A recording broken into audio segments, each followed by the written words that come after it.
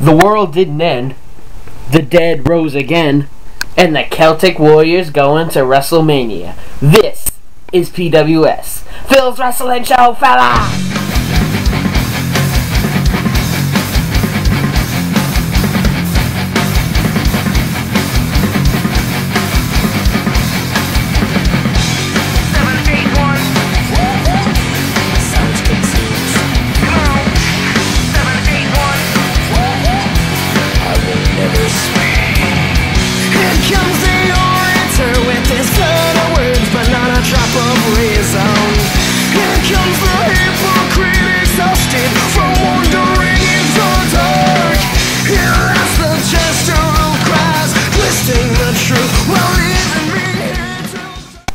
Hello everyone, and welcome to episode 4 of PWS, Phil's Wrestling Show. This week I'll be covering all the wrestling, and of course, the Royal Rumble. We'll see how I did on predictions, and 2 more figure reviews. Battle Packs, Miz vs. Alex Riley, and Basic 13, Ezekiel Jackson. Let's get things kicked off with my thoughts on this year's Royal Rumble.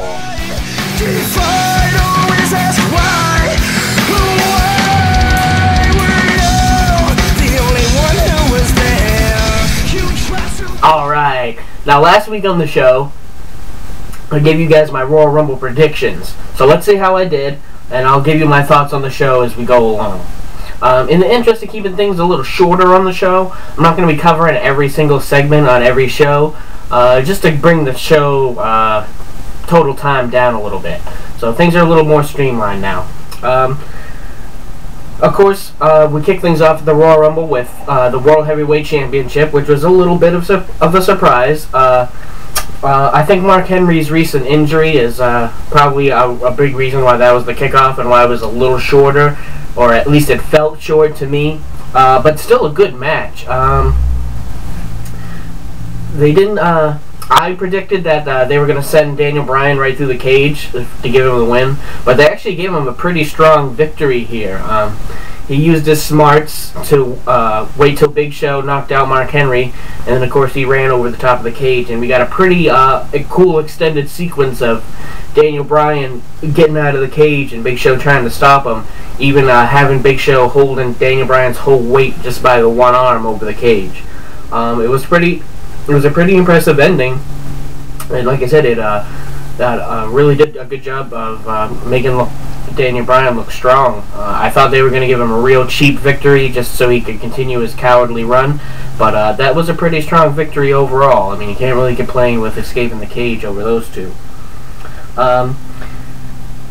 We got the start of Rock vs. Cena promos, and the first that we got was a John Cena video.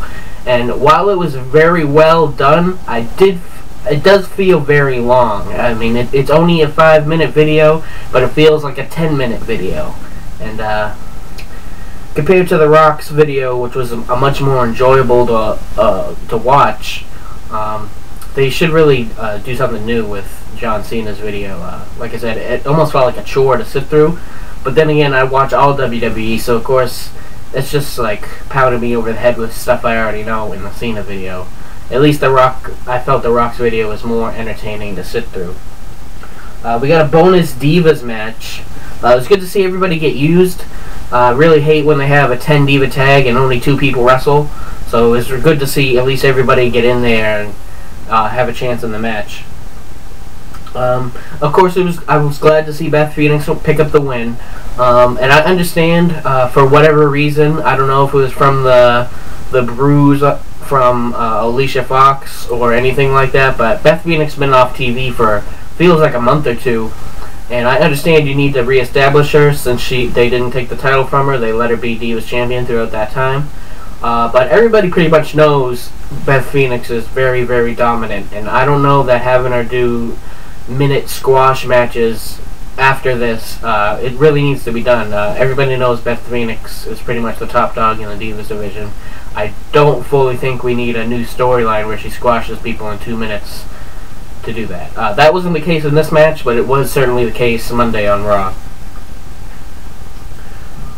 And then, of course, one of the biggest matches on the pay-per-view, aside from the Rumble match itself, was John Cena versus Kane. I predicted and suggested that do not have Kane lose this match in typical Super Cena fashion, and you'd have a chance to do something really special. And that's kind of what we got. These two started off at a real manic, fast pace, just putting like pretty much their whole move sets out there, and I really appreciated that. It was a real, made it feel like they were two even, pretty much super beings in wrestling, just going at, I mean, they threw the kitchen sink at each other, and nothing would get the job done. It was really an entertaining brawl, a bit above what I expected. Showed both men as like really indestructible. Like I said, they were just hitting each other with everything, pretty much everything but their finishers in this one. And then, as I feared, if you remember back to last week, I said there might be a potential for some over-the-top silliness where Kane perhaps tries to destroy John Cena. We didn't get that, fortunately, but unfortunately we got an injured Zack Ryder being wheeled into a room backstage by Eve. And after the Cena and Kane match, Kane, of course, went back there after knocking out John Cena and dragged Kane all the way back out. Gave him a tombstone in front of Eve. And John Cena tried to come and save him, but he got chokeslammed too. So in a way, overall in the night, it was a Kane victory. I was glad they didn't have Cena run over Kane. And this gives us a whole opportunity for a big, huge match at Elimination Chamber to wrap this whole thing up. So overall, not too far from my prediction, and with a lot less silliness. We got a bonus match also on the Royal Rumble of Brodus Clay versus Drew McIntyre. Personally, just happy to see both these guys get a spotlight on a major pay-per-view like this. I'm sure a lot of people, including myself, wondered why the fuck we were getting never-ending John Cena video during the Royal Rumble. You gotta understand that no matter how many times WWE tells you SummerSlam is the second biggest event, pretty much just as many eyes are on the Royal Rumble.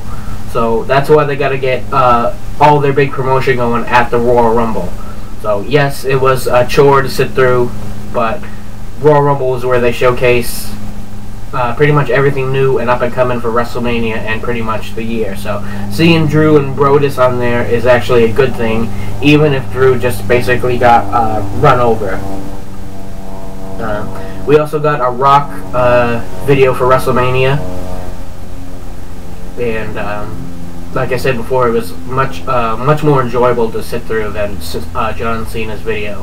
Hopefully they won't beat us over the head with these same videos all the way to WrestleMania. But either way, like every WWE video package, they're both well done. I just enjoyed The Rock's one much more. CM Punk defended the title against Dolph Ziggler at the Royal Rumble, and this is the one that had the most variables for me. But they went with the pretty smart route. I think it was a good decision to have John Laurinaitis be the outside referee. As I mentioned in my predictions last week, I was really hoping that Laurinaitis being in-ring wouldn't interfere with the great match that I know Dolph Ziggler and CM Punk had. And that's what they did. They kept Laurinaitis out to the side, and they let CM Punk and Dolph Ziggler do what they do in the ring. I thought Laurinaitis' spots were well done. Checking on the referee instead of counting CM Punk's pin. Anything he could do to maintain his job, but while still letting Dolph Ziggler and CM Punk do what they do best. The events from this, of course, would bring many interesting things on Raw, but I'll get to that in Raw Thoughts. And then, of course, we have the Royal Rumble match itself. I was glad to see The Miz and Cody Rhodes get a nice, good performance in this. I predicted last week that this was going to be a career performance for The Miz and a Royal Rumble, and it certainly was, lasting over 45 minutes in the Rumble. That's a great job for The Miz. I think it'll earn him a lot of credibility with people who might still be on the fence with him. I personally wasn't fully a fan of his when he first came around as the Diva Search host, and of course, before that from Tough Enough.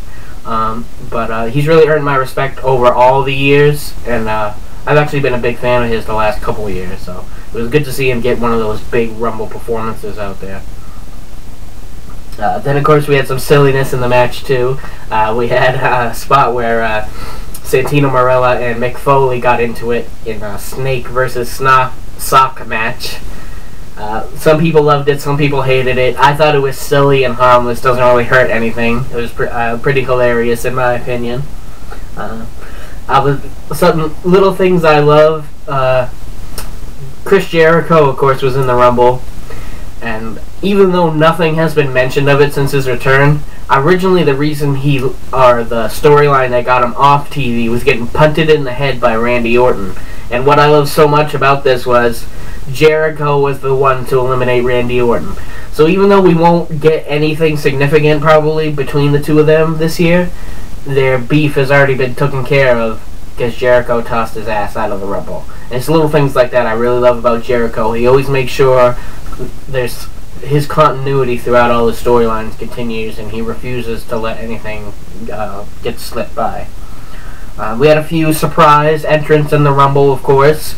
But probably my favorite out of all of them was the Road Dogg Jesse James. What a great run he had in the Rumble. Got a great reaction from the crowd.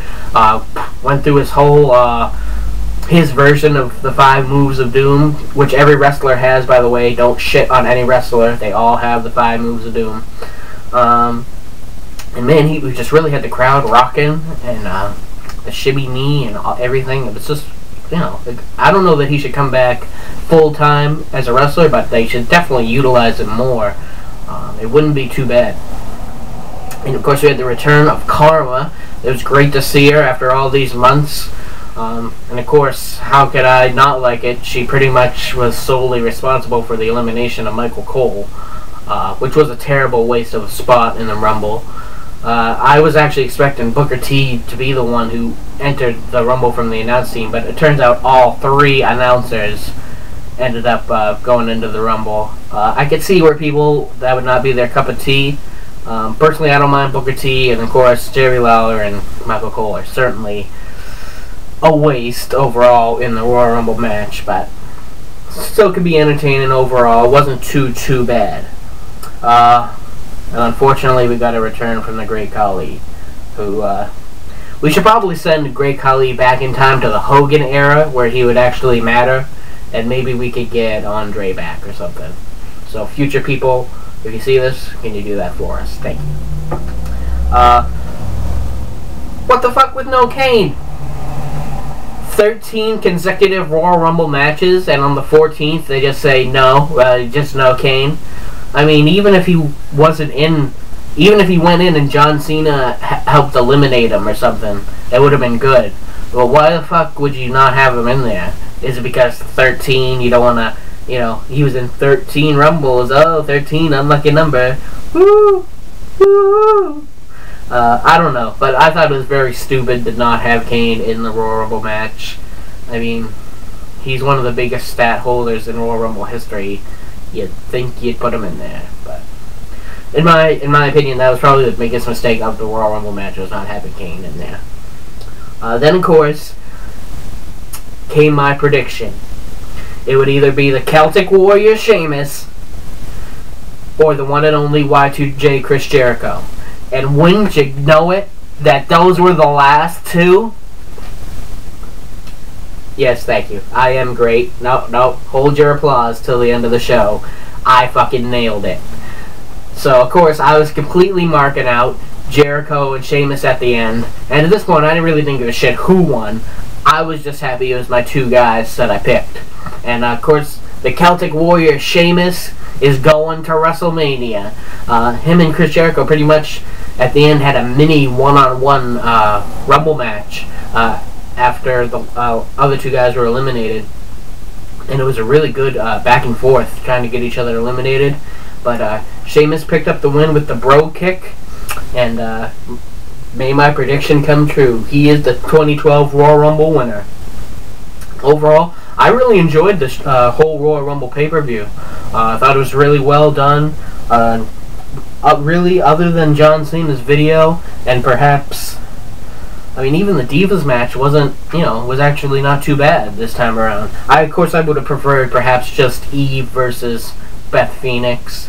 But overall, great pay-per-view. If you haven't seen it, pick up the DVD in a few weeks. And when we come back, figure review, Riley and Miz.